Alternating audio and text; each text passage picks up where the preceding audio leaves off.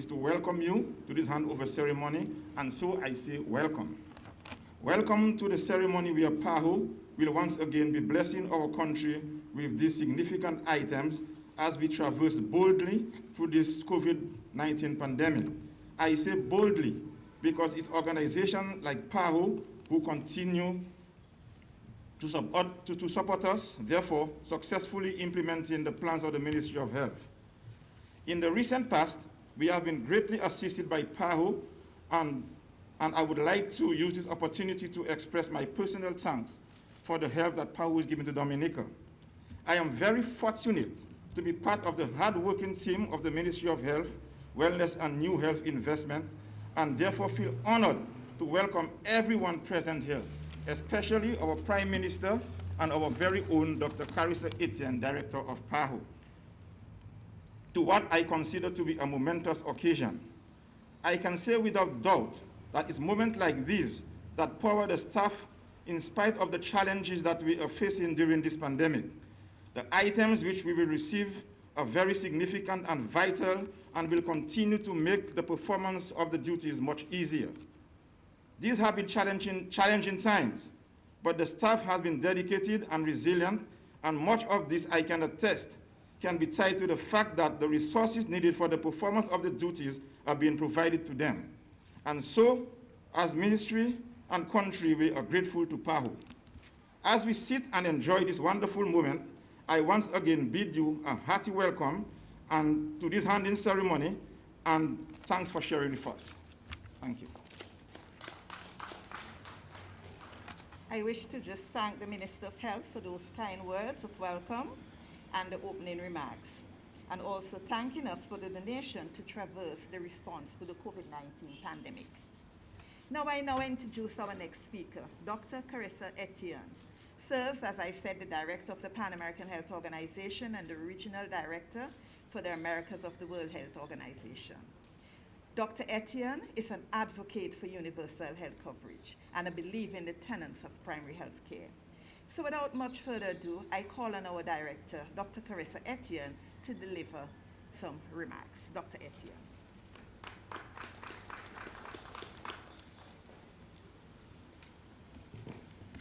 Thank you very much, and good morning. And as you would know, it's so good to be here. It's always so good to be home. Honorable Dr. Roosevelt Skerritt, Prime Minister of Dominica and Minister of Finance, Honorable Kent Edwards, the Acting Minister for Health, Wellness and New Health Investments, Mrs. Karine Prevost, Acting Secretary of the Cabinet, Mrs. Leticia Lestrade-Wyke, Permanent Secretary in the Ministry of Health, Ms. Henderson, Miss Missy Henderson, Permanent Secretary in the Office of the Prime Minister, senior heads in the Ministry of Health, other staff of the Ministry of Health, Wellness and New Health Investments, staff of the COVID-19 vaccination unit, other invited guests, and my dear fellow Dominicans. Good morning again, and truly it is an honor and pleasure to participate in the handing over of several items to the government of the Commonwealth of Dominica to support the Ministry of Health in its efforts to address the COVID-19 response. Today, we are here for the handing over of some supplies, equipment, and certainly the 2 buses. But I want to take this opportunity to speak more broadly to my people about the work that PAHO has been doing primarily with the Dominica, and to exhort all of us to take the responsibility for ending this COVID pandemic. The items provided by PAHO today will strengthen the health systems as the country continues to work towards the provision of universal health care to all of its citizens, including the response to the COVID-19 pandemic. The catastrophic human, social, and economic toll of COVID-19 has demonstrated that investing in health is key for economic security, and that economic development and health development are inextricably linked. And I want to commend our Prime Minister. He understands that. And it is not so for every country. The catastrophic human, social, and economic toll of COVID-19 has demonstrated that investing in health is key for economic security. Today, more than 251 million COVID-19 cases have been reported globally, with over 5 million unfortunate deaths, and the numbers are still rising in many countries. This means that COVID-19 continues to affect many lives and the livelihood of many citizens worldwide. In most instances, the situation is made even worse by the exacerbation of inequities that preceded COVID-19 both regionally and globally. What is clear is that economies will remain strained and societies will continue to struggle with the new way of life that has been thrust upon us as long as COVID continues unabated. And this is true for Dominica as well. The region of the Americas accounted for close to 38% of all the cases reported globally. In the last 24 hours alone, more than 122,000 cases and more than 2,000 deaths were reported in the Americas. Friends, the situation that we face is challenging, but not hopeless. It is concerning, but not unsurmountable. If our approach to defeating the virus is based on collective vision and individual responsibility, based on science and evidence, based on empathy and compassion, based on partnership and leadership, we will come out of this pandemic faster. PAHO has been working with development partners, donors, governments, and leaders across the region and globally before the first case was detected in our region. We've worked with them to prepare for COVID-19 and to respond accordingly to save lives, protect health workers, and to stop the spread. We dispatched a team of experts to Dominica in March 2020. Early, and they came and helped us to advise the national authorities on the organization of services for prevention, surveillance, public health measures, and the management of cases. Indeed, the first country in the Eastern Caribbean that had the capability to carry out PCR testing was right here in Dominica, because previously we had installed equipment for the diagnosis at the time of dengue, but this equipment could also be utilized for COVID PCR testing. I must again congratulate the government, frontline workers, and the general population for the outstanding initial success in containing the entry and spread of the virus in Dominica. And oh, how I wish that that same resolve would be here with us today. PAHO is not a donor agency, and I want to state that very, very clearly. As an international technical agency, we give technical cooperation to countries in the Americas to improve their health systems and services, to prevent and manage communicable and non-communicable diseases, mental health, family and community health, and disaster mitigation, prevention, and response, among other things. And to allow us to do this, we mobilize funds to supplement our contributions from governments.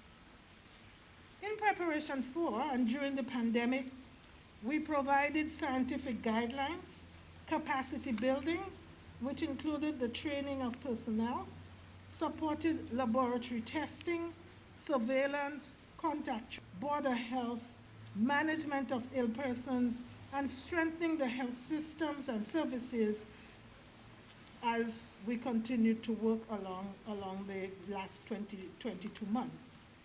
Additionally, we have contributed to the safety of frontline workers by providing personal protective equipment, including 130,000 surgical masks, 66,000 glove packs, more than 40,000 face shields, and more than 30,000 gowns and N95 masks to the government and people of Dominica. As you recall, recently, we deployed for 2 weeks an emergency medical team and nurses from Spain who, along with PAHO personnel from our office in Barbados, provided training and development of protocols for the management of COVID-19 cases in Dominica. An assessment of the oxygen plant at the Dominica New China Friendship Hospital was conducted remotely, and a biomedical engineer was deployed to the country, and recommendations were provided with the hospital and the Ministry of Health leadership. We also procured refillable oxygen tanks from a local company to support the local production and to meet the increased demand for oxygen. Honorable Prime Minister, let me thank you for your confidence in PAHO, where through the World Bank Pandemic Emergency Fund, we managed a portion of the $1 million for the retrofitting of the Ross building in Portsmouth to enhance the management of the COVID-19 cases, the retrofitting of the triage facility at the Princess Margaret Hospital, the procurement of 2 vehicles to support transportation of samples and of persons in quarantine, and the rollout of a mobile application for contact tracing. Similarly, in many countries in the Americas, we managed millions of dollars from IDB, World Bank, and member states for the COVID response. Working with our collaborating center at the University of the West Indies School of Nursing, 6 nurses have been certified in critical care. These nurses therefore have acquired the competencies to function in care settings at a high level as ICU, and to continue to scale up the available human responses to respond in a timely manner. PAHO's work in other priority areas must be implemented in parallel to the work for the pandemic response. And we have been urging all countries in this regard to ensure that they do not neglect the essential health services, many of which are delivered at the first level of care, at primary health care, but some also in the hospital. We completed the retrofitting work on the dental clinic in Roseville. In a few weeks, we will also be commissioning the Grand May Smart Clinic as we continue to support health facilities to be resilient, green, and able to withstand the negative impact of natural disasters. These smart facilities should be able to continue to provide healthcare services during and after a natural disaster. And that is extremely important because around natural disasters, we have a greater and an increased demand for services. So we can't afford for our health services to be unoperable at a time when they are needed the most. And so this smarting also ensures that our services are available. Water, sanitation, and hygiene is a well-known critical component of safe healthcare and a control measure for COVID-19 as well. And in this context, PAHO has installed 6 wash stations in selected health clinics. Now, I know that we think that these things are normal, but let me tell you that in my travels across the Americas and outside of the Americas, there are many health clinics that don't have a water supply. You understand what that means? That we must deliver healthcare services, or the workers there must deliver healthcare services without running water. So don't take what we have for granted, please. PAHO has also provided medical equipment to strengthen the health systems, including a portable X-ray and a portable ultrasound machine. The outfitting of the Health Emergency Operations Center and the Health Promotion Unit was also done to create a supportive environment for enhanced productivity as we work to support the improvement of the health system response. In collaboration with the United Kingdom Foreign, Commonwealth and Development Office, we will be ready next month to hand over several health facilities which were retrofitted as smart health facilities, improving resilience, strengthening structural and operational aspects, and providing green technologies. Energy improvements, including solar panels installations, electric storage batteries, and low consumption electrical systems, which in addition to reducing energy consumption, will reduce the health sector's carbon footprint and provide the hospital with energy autonomy, allowing it to continue running during emergencies and disasters. The list includes the Grand Bay Smart Health Center with a total design and retrofitting value of $1.4 million approximately, the Portsmouth Smart Hospital total design and retrofitting has a value of $1.2 million, and currently the project is finalizing the retrofitting of Massac and Trafalgar Health Centers, a total design and retrofitting of US $341,000. For this project, the total smart investment by PAHO in design and retrofitting is US $3.4 million. This includes as well La Plaine Smart Health Center and the full smart design of the Rosa Health Center. All of this contributing to the government's resolve to build a green, climate resilient Dominica. It will be remiss of me not to bring non-communicable diseases to your urgent attention. We cannot overlook the tremendous and overwhelming impact on lives, livelihoods, and the economy, particularly on small island states such as Dominica. This has been made worse by the current pandemic. Caribbean states must fight these two pandemics concurrently. So let me thank Dominica for signing on to the PAHO Hearts Initiative. And later this month, we will provide validated blood pressure machines to Dominica and to the Ministry of Health to assist in the implementation of this project.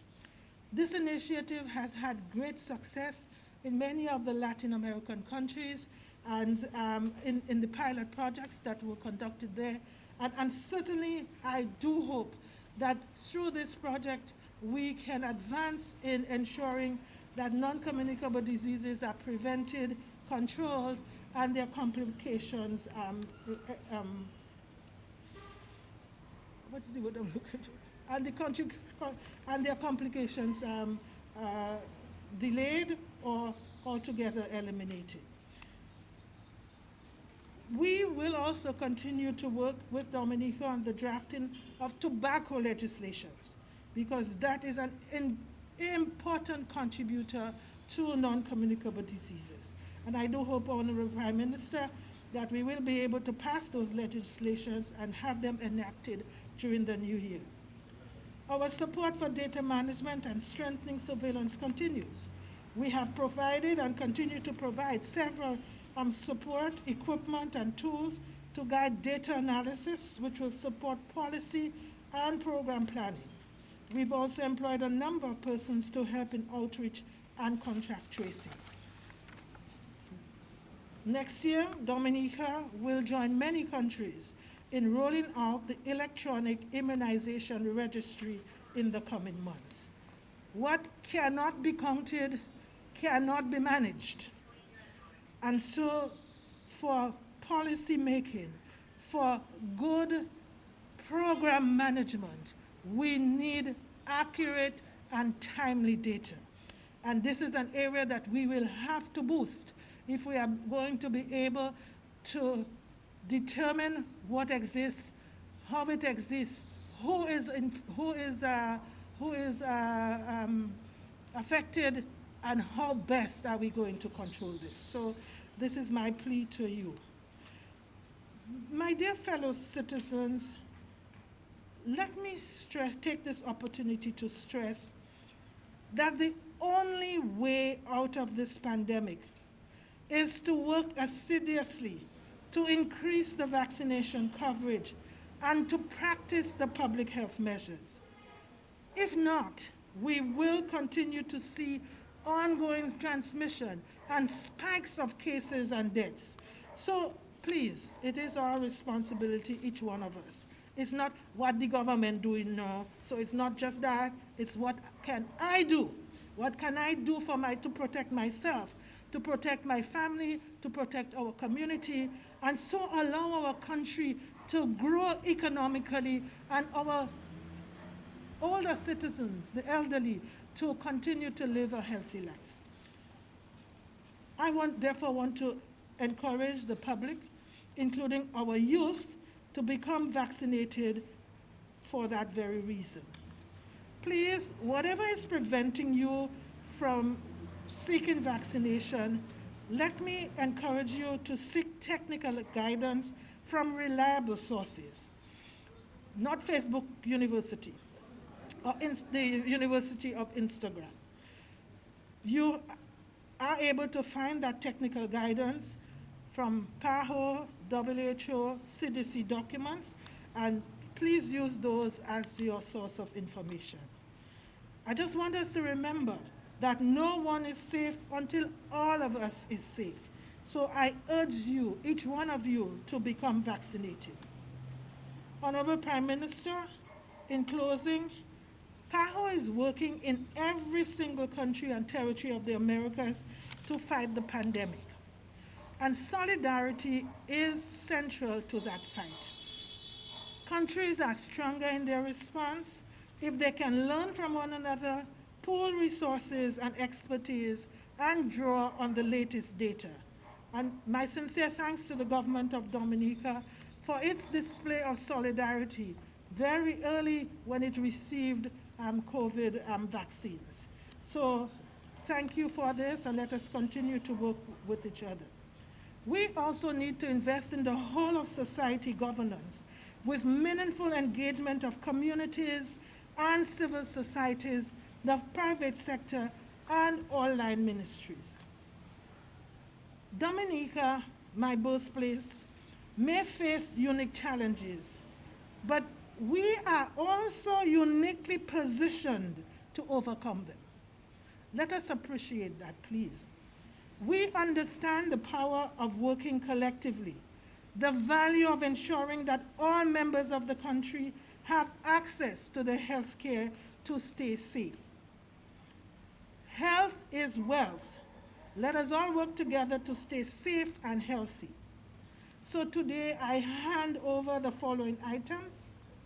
For the vaccination program, 2 buses to support vaccination outreach, in addition to the previously 2 minibuses, 1 car, and 2 16-seaters.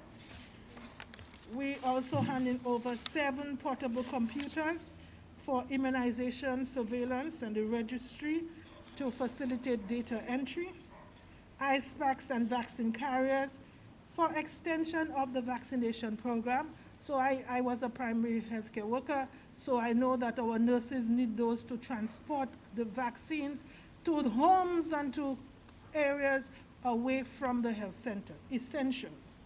For clinical care, 20 nebulizers to strengthen the health system, 20 pulse oximeters for patient management, 7,500 PPEs for protection of healthcare workers.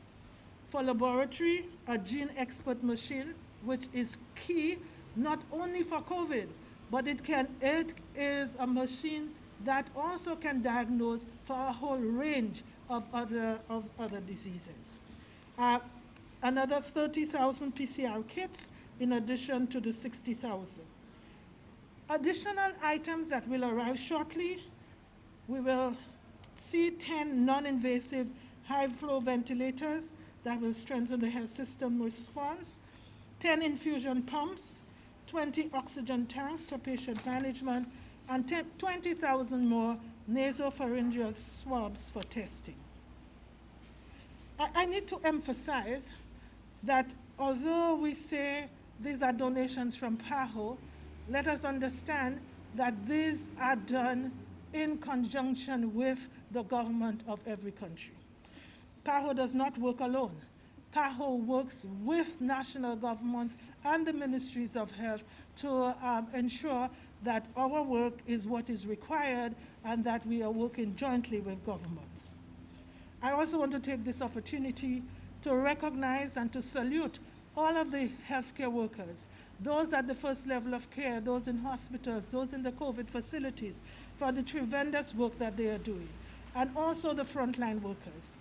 They are the heroes of our time, and I was very pleased that they were recognized in the national awards this year. My only wish is that all of you would get vaccinated. That's how you can also best contribute to the efforts to stop this pandemic. Honorable Prime Minister, distinguished guests, all Dominicans, let me give you my commitment that PAHO will always be there to support you, but every citizen has a responsibility to ensure their personal health, that of their family, that of their communities and their neighbors. So thank you so much, and again, this has been, for me, a wonderful opportunity to interact with you and with my fellow citizens. Thank you so very much.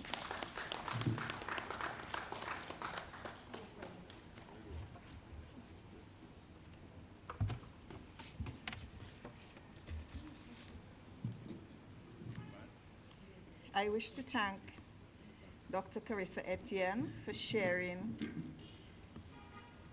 the many areas PAHO continues to provide technical cooperation supporting health to Dominica, and for emphasizing the importance of investing in health, because investing in health is key, encouraging us all to be vaccinated and not to neglect essential health services as well as non-communicable diseases in the midst of the COVID-19 pandemic. Thank you, my director. I now call on the Prime Minister,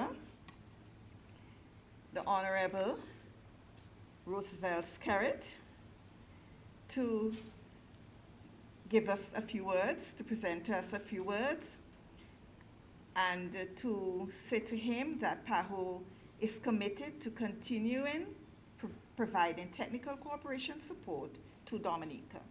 So, Prime Minister, I hand over to you for a few words.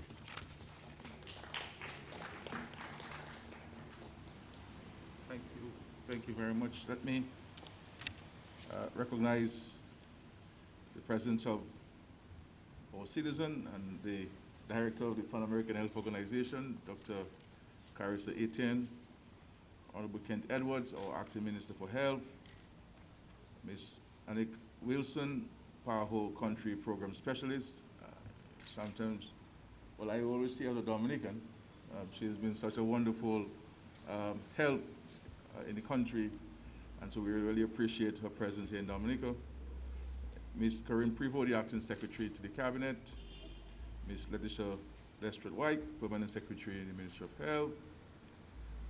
We have the senior heads in the Ministry of Health, Wellness, and New Health Investment. And I want to especially recognize Dr. Drygo and Dr. Nesty and Dr. Burnett and Nurse Louise and Nurse Shillingford, all of whom have been in the front line assisting our country. Other staff of the Ministry of Health, staff of the COVID-19 vaccination unit, other invited guests, the media, and I believe, I'm told this is being carried live. Is it? And of course, to all Dominicans listening via live broadcast. When I was told of this, I was reminded of the ceremony last night. Today is a very difficult day for me, a very packed day for me. But I said I could not miss this ceremony for a number of reasons. One, of course, we have the presence of the director of PAHO present, someone whom I have the highest personal and professional regard for. And the fact too that PAHO continues to be a very reliable and committed partner of Dominica over an extended period of time, and especially during challenging periods. And I wanted to register the government's appreciation to the leadership of Dr. Carissa Etienne. And I think sometimes we in Dominica, we don't appreciate people, and we don't appreciate people who are making a very important impact on our lives, we spend more time complaining rather than thanking Lord for what He is giving to us. But the high regard which a Dominican citizen is held among so many nations is a source of pride for me as the Prime Minister of our country, and it should be a source of pride for all of us in Dominica. I have sat in meetings with heads of state and heads of government, and no matter what the agenda item is on health, it is always skewed towards the leadership of Dr. Carissa Etienne at PAHO, especially in difficult times, and the high commendation which she has received from ministers of health and heads of states and heads of government across the PAHO hemisphere. And so, Dr. Etienne, we salute you always, your leadership, your dedication, and your empathy for all our nations, especially in challenging times. When you look at our partnership with PAHO, let's take, for example, Hurricane Maria, where all water systems were affected, electricity was completely down island-wide, and we had no health emergency. There were no outbreaks of any sort in Dominica, which is uncharacteristic in a natural disaster scenario with no sanitation available. And with the partnership, with the support of PAHO, we were able to ride out the challenges of the hurricane with no health emergency coming out of this. So we really want to thank PAHO. And in respect to COVID-19, PAHO has been at the forefront of providing advice, guidance, and the mobilization and coordination of resources. Because as you know, when this pandemic became a serious national, international and global concern, the bigger countries were hoarding resources. And in the normal human behavior, that is not unnatural. And we needed to have someone who could coordinate on behalf of small island states like Dominica, and PAHO stepped in and has done a remarkable job in not only mobilizing resources, but ensuring that member states had access to the resources to help combat the spread of COVID in our respective jurisdictions. And so we'll be eternally grateful to the leadership and to the coordination and the contribution of PAHO in this regard as well. And PAHO continues to reach out to us. As we hear this morning, for a significant donation of items that will no doubt help us in the fight against COVID-19, and very importantly, to help us with our vaccination drive and our vaccination program, which is so critical to us getting back to a state of normalcy. Everybody wants to go back to how things were from 2019 and back, but the very same people do not want to get vaccinated. So it's important for us to get vaccinated and to advance this. And so we're grateful to PAHO for these resources. We all know in this country, even if we do not want to accept it, that we have spent an inordinate amount of money on fighting COVID-19. Monies that could have been spent in improving our roads, and money that could have been spent in providing grants and small loans to businesses, monies that could have been spent to pay some of the outstanding debts we have for students studying overseas, monies that we could have used to build homes for people, monies that we could do so many things with in this country. We have had to spend this money. And as Minister of Finance, I've asked for a proper accounting so I can share with the nation the extent of the monies that we have been spending since 2020 on fighting COVID-19. And just to give you an example, we had $10 million which we borrowed from OPEC, and I decided not to include it in this year's budget and to put it aside for rainy days. And while we were debating the budget, we had a spike. And we've had to be using these funds to treat people who have contracted the virus. And if you have a hotel or a restaurant and you are providing 450 meals a day, 3 meals a day, you can understand the operations that you have and the cost of procuring those goods to prepare these meals and the treatments and so forth. And so I think we've done a remarkable job in terms of the containment from a government standpoint. But citizens need to play their part if we're to get back to the state of normalcy that all of us are asking the government to get us back to. But the government can't do it alone. It is a societal response and responsibility, and therefore the society must get involved in this. What the government has done is to ensure that at every stage of the process, we have the resources. Dr. Etienne would have told you, this is the first country in the Caribbean, outside of the PAHO arrangement, which could have tested for COVID-19 by way of PCR. We mobilized ventilators to the point where we donated ventilators to a couple of our Caribbean brothers and sisters. We mobilized a significant amount of PPEs and testing kits, especially PCR testing kits, which is the one used in the early days of the vaccine. We mobilized additional human resources. We identify special facilities to treat patients. And myself, physically, as we know, went down to Portsmouth and commandeered this building and to turn this St. James building into a COVID facility. And then eventually we had to expand it this year because of the spike. And to ensure that this was done in very quick time. Within 10 days, we were able to establish a hospital at St. James. And we have now a full-fledged pharmacy with one of the most senior pharmacists in the country overseeing this pharmacy. And we have put in new structures in terms of nursing with the deputy principal nursing officers and medical and nursing directors to provide management oversight for the management of the patients down there. We may be among the first in the region to have a drive-through testing to increase our testing because testing is so critical.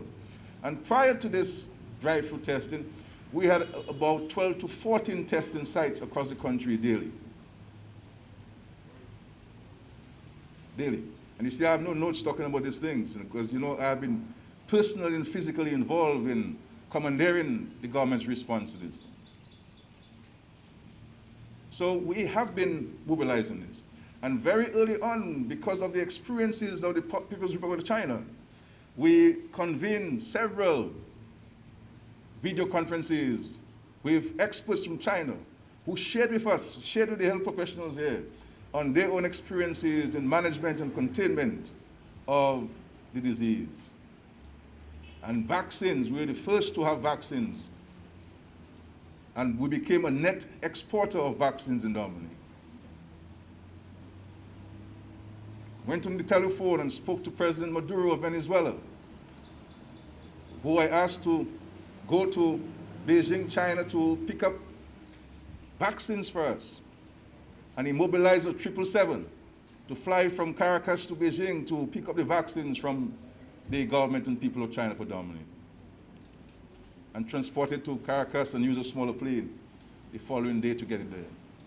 And I held meetings with several heads of state from across the world in mobilizing resources, including the president of China, President Xi, a telephone call to him, seeking support and ensuring that we had the support that we need, the resources that we need to fight this COVID-19. And therefore, it is left to us as the citizens, and I could speak of further details of actions this government has taken in a proactive and preemptive manner to manage the spread of COVID-19. And I think if all of us in the society were to conform and to adhere to the protocols, we would not have had this spike. And the millions that we are spending to treat people and to mobilize resources could be spent in other spheres of economic and social endeavors in our country. So we have to get on board as the citizens of this country to get things going in terms of our control of COVID-19 in our country. And from a broader health perspective, as you know, we've articulated a very ambitious and progressive vision and program for health in Dominica. And when I used to speak, people used to laugh at me and say, we're scared talking about this. Dominica could never have this. And today we have our MRI, and today we have the HIFU, the only such in the Caribbean. And even medical doctors were questioning what is Dominica doing for HIFU machine and so on. But you see, where there's no vision, people perish. And people sometimes subscribe to the doctrine of St. Thomas, they must see to believe. And that's understandable. But we have been able to articulate this, and with the construction of new health facilities, every health center in the north of the country is a new one today.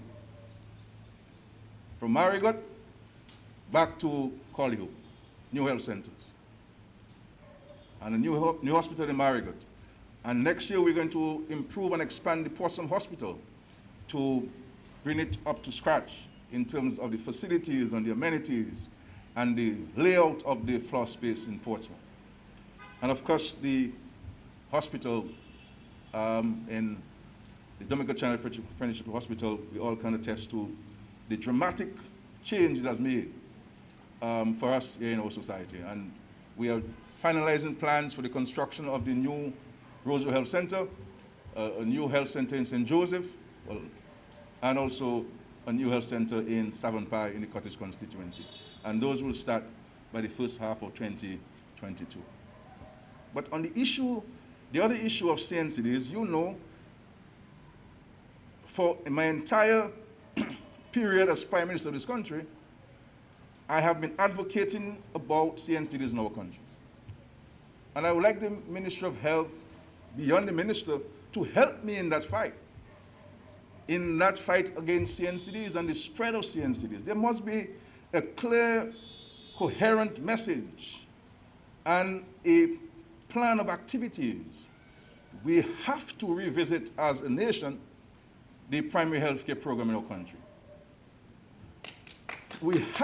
Primary health care is sine qua non. We have to be more aggressive before primary health care. We cannot build these health centers, we cannot train people, and then we do not have that kind of underfoot, house-to-house type primary health care. That's the only way we're going to confront CNCDs in our country, is by going back to the days when we had this in the 80s, a very aggressive campaign to confront this. Because healthcare, as we all know, the treatment at the tertiary and secondary level is prohibitive. There are people who will not be able to afford the tens of thousands of dollars to get treated. And we must recognize and thank God for this, that we have in the government, and I say so with the greatest sense of humility, because people who know me know that I am clothed with humility. That we have somebody in the leadership of the country who empathizes with people and who have been assisting so many people to access tertiary healthcare interventions across the Caribbean and across the world. But for us to stem the onward march of CNCDs, we need to implement the interventions that have been articulated at the primary healthcare level. Because I've said so before, and I'll say it again, from my own analysis, this is one of the greatest threats to our economic future, CNCDs. And our response should not only be to increase the bill or the invoice for pharmaceuticals. We have had, just to treat CNCDs, increase the budget by $5 million.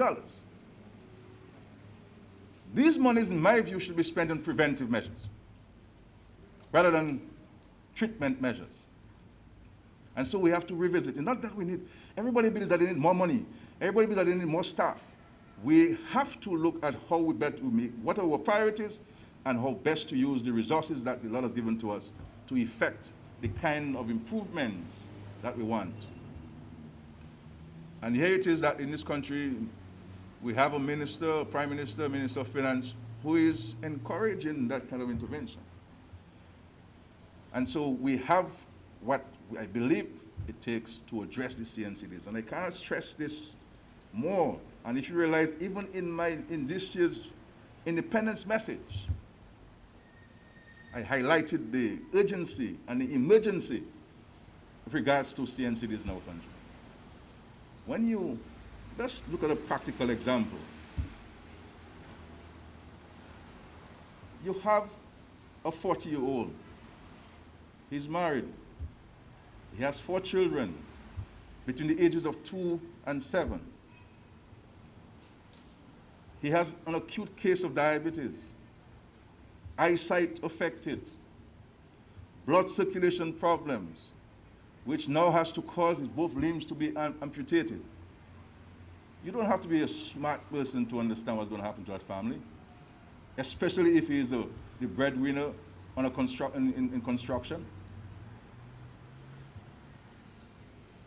And so we are taking away a productive citizen from the workforce. And that family now is catapulted into a welfare situation. And it is within our grasp, I believe, to stem it. And you know, Dr. Etienne, some of the things I've done here, for example, some years ago, I offered the public servants, by ministries and by departments, to leave work once a week early and to come into the stadium to exercise. You understand? And one day a week is not sufficient, but it would have served to poke our consciousness of the need for us to exercise and to, very importantly, eat right.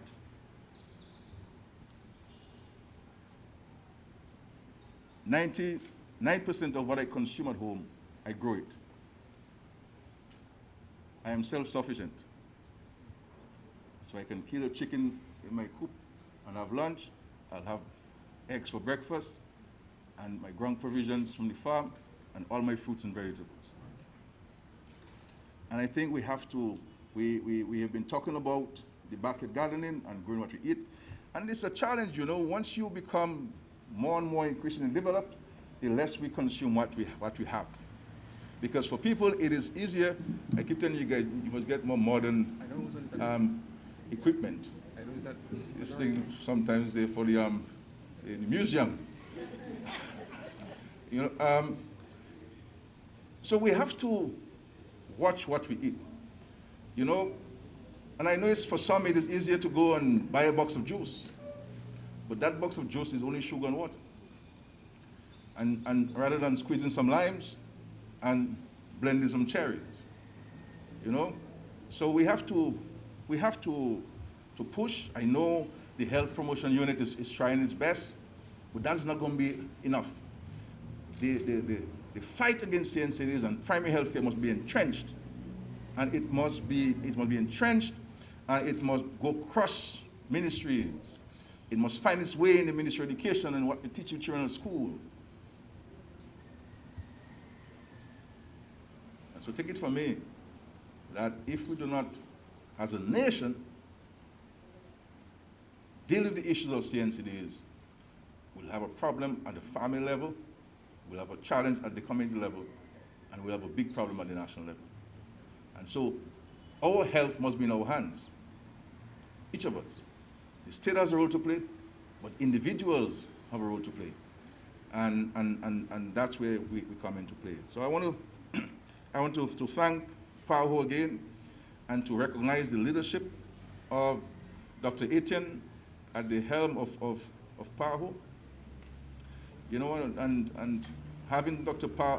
Etienne at PAHO, you know, over the years has shown us that as a small nation, we can achieve great things. And we really want to thank her for the leadership, and I'm sure she has served as a motivation for so many young women, not only in Dominica, but throughout the PAHO jurisdiction. And so, Dr. Etienne, do not underestimate the impact on women across the hemisphere. You know, people look to you and seeking to one day be a Dr. Carissa Etienne in their own field, in their own capacities. And that's what these positive things that we need to have in society. So again, we're grateful for this. I wanted to be here physically to express my appreciation for your leadership and for the collaborative efforts between the government of Dominica and PAHO over the years. especially in these trying times. And so, as a nation, my friends, we have to play our part. Vaccination is important. And the folks who have died, you know, I believe that some of the deaths are unfortunate and could have been avoided if the right decisions were taken by these persons and their families at the appropriate time. You know, we have no control over death. The Lord who taketh away.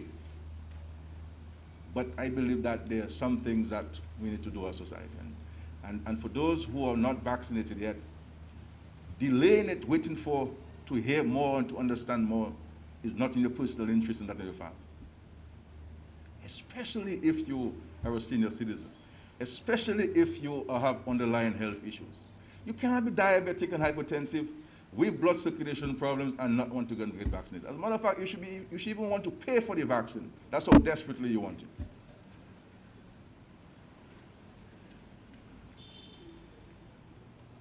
So it's no longer vaccine hesitancy, Dr. Etienne, it is now vaccine resistance. And then those who should know better, those who this government, this country has spent thousands educating them, are some of the greatest misleaders in terms of the misinformation campaign. What are we going to say to the Lord when it comes to judge living and the dead? How do we say that we are a Christian society and we go to church every day, and some of us, we even have everyday prayers? And then we know something is good for our people. Some of us will take it privately and secretly and not encourage others to do it. What is wrong with us as a society? I think there's just too much silence in the society about this. You know, when it comes to talking about scary, everybody talks about scary. But now to talk about vaccines and the need to get people vaccinated, people are quiet.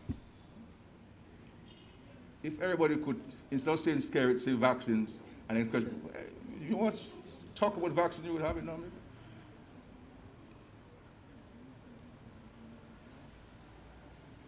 So we have a job to do, and all of us must play our part before it is too late. So now people talking about carnival, but nobody talking about vaccines.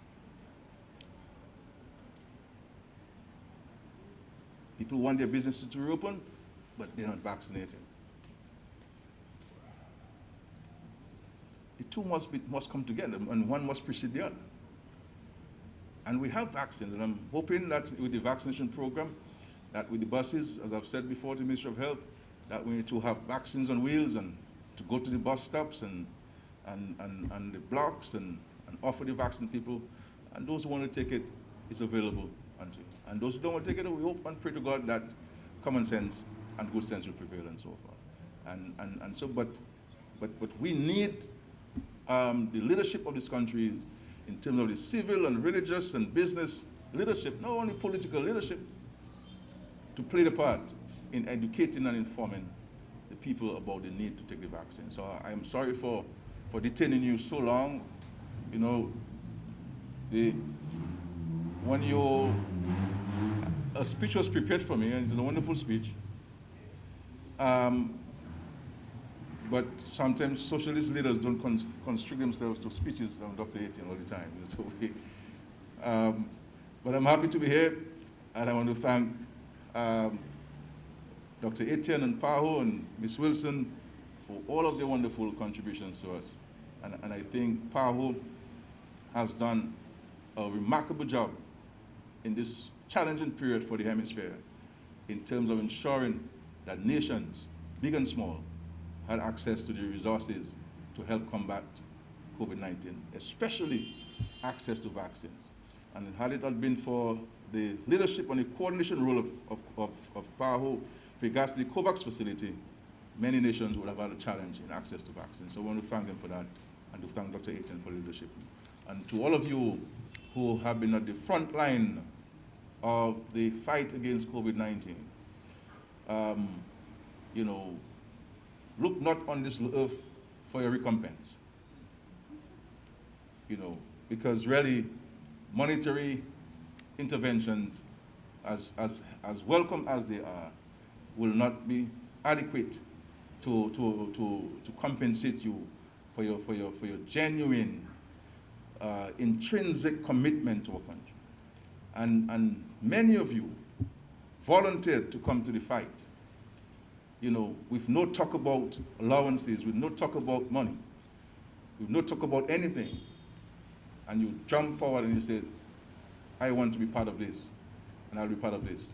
And I think we are very fortunate in Dominica.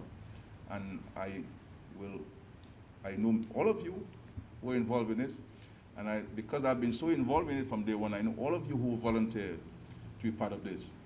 And so the country is very fortunate to have you, and we continue to fight.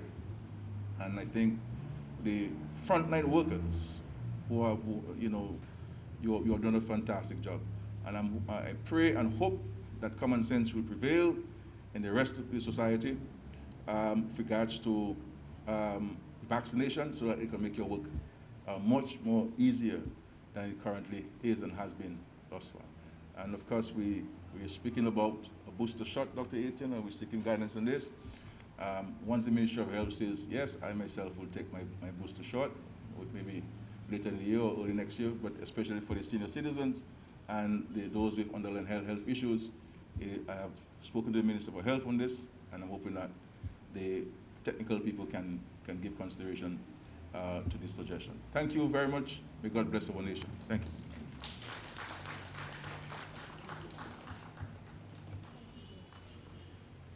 I just want to break with protocol. So, PM, I am really inspired and encouraged by your passion for prevention and proper control of chronic non-communicable diseases through strengthening primary health care. So I want to commit one thing to you. Next year, which is my final year, so to speak, as director of PAHO, I will take 1 week's vacation. I will gather the best experts in PAHO and other external experts. We will come to Dominica, COVID allowing, or we can do it virtually, to help you to look at the NCD plan and to develop with the team and experts in Dominica a plan of action that will be multi-sectoral, that would be based on primary health care, and that would involve the citizens of Dominica. So that's my pledge as a citizen. Thank you. Okay, I wish to thank the Prime Minister for those kind words and the dedication he has towards working with the Pan American Health Organization as we continue to provide technical cooperation to Dominica. Most specifically, he highlighted the call to focus on primary health care, and we have heard the response from our director, who has committed to being back next year for 1 week to work towards improving and re-strategizing as it relates to primary health care. So, on that note, I am going to also focus on chronic non-communicable diseases, which is important in terms of prevention and management. And also he spoke to us about learning to eat what we grow and to get away from processed foods, in my own words. And also to encourage all to become vaccinated, because once we become vaccinated, we would all protect ourselves, increase the economy, and things would move better. So on that note, I am now going to turn to the official handing over. We would probably start with the vehicles first, Prime Minister and Dr. Etienne, and then we would look at some of the materials and supplies, the medical equipment and IT equipment that we have provided through our technical cooperation support. So we now turn to the handing over. The keys, please.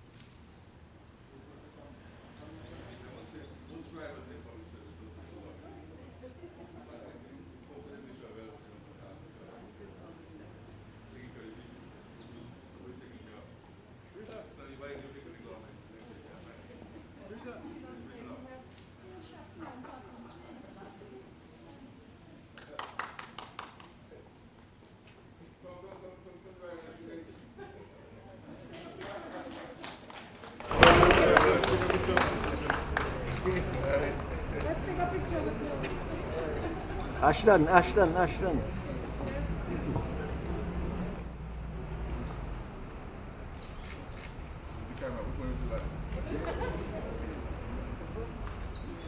Thank you.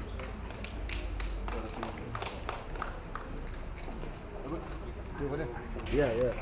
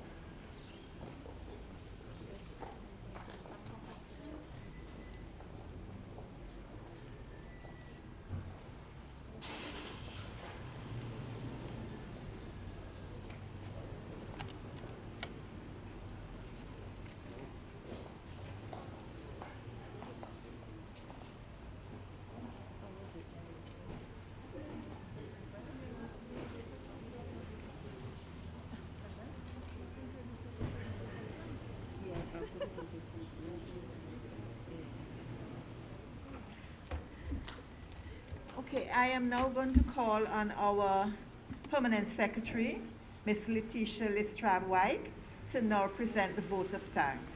P.S. White.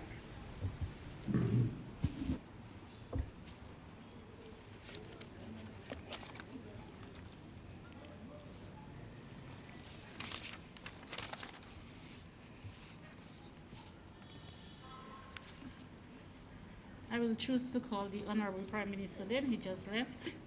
Honorable Roselle Skerrit, Prime Minister of Dominica, Minister of Finance, Dr. Carissa Etienne, Director, Pan American Health Organization, and the Regional Director of the World Health Organization, Honorable Kent Edwards, Acting Minister for Health, Wellness and New Health Investment, Ms. Annick Wilson, PAHO Country Program Specialist for Dominica, Ms. Karen Prevost, our Acting Secretary to the Cabinet, senior heads in the Ministry of Health, Wellness and New Health Investment, other staff of the Ministry of Health, staff of the COVID-19 vaccination unit, the media. On behalf of the Ministry of Health, Wellness and New Health Investment, and by extension, the government of the people of Dominica, I express sincerest thanks and appreciation to the Pan American Health Organization for their continued support in assisting us at the ministry in providing required equipment and medical supplies for use during the COVID-19 pandemic. As alluded to on previous occasions, PAHO has been instrumental in helping us meet our strategic objectives, and hence I would like to say thank you. I thank the Honorable Prime Minister. He has been leading the way through this COVID-19 pandemic. The support to the Ministry of Health and the country by extension has been tremendous, and the demonstration of what true leadership is has propelled us on to achieving whatever we set out to do. Thank you, Honorable Prime Minister, and I also say thank you for delivering address at the ceremony. To Dr. Carissa Etienne, Director of the Pan-American Health Organization and Regional Director of the World Health Organization, your presence here is a demonstration of the support that the Pan-American Health Organization continues to give, and I express thanks to you and your team for your representation. I also thank you for representing us in the Dominica at such high level. To the Honorable Kent Edwards, Acting Minister for Health, Wellness and New Health Investment, thank you for delivering the welcome remarks. You have been part of the COVID-19 journey, and with this I say thank you. To Ms. Annick Wilson, and as you heard PM said, Annick Wilson, if you don't know, you would think that she's a Dominican. And I say thank you for the support you give us as the PAHO country specialist. You are doing a tremendous job, and we appreciate that. And I thank you for chairing this ceremony as well. To the Secretary, to the Cabinet, I express thanks for your presence here. I must say the support is appreciated. You have been very passionate about what we do during that COVID-19 pandemic, and sometimes persons would say the PS works behind the scenes, but you will not believe the work that the Secretary to the Cabinet is doing behind the scenes. Thank you for being with us, and thank you for the support. To the senior staff and the staff of the ministry, I truly appreciate your presence here. To all other staff from the Ministry of Health, thank you. Thanks to all of you who made this function possible. To the media personnel from GIS, Office of the Prime Minister, and the Ministry of Health, we say thank you for covering this ceremony and your continued support. Thanks again to all those who contributed in one way or another in making this a success. And I must say thank you to everyone for observing the COVID-19 protocols. Thank you.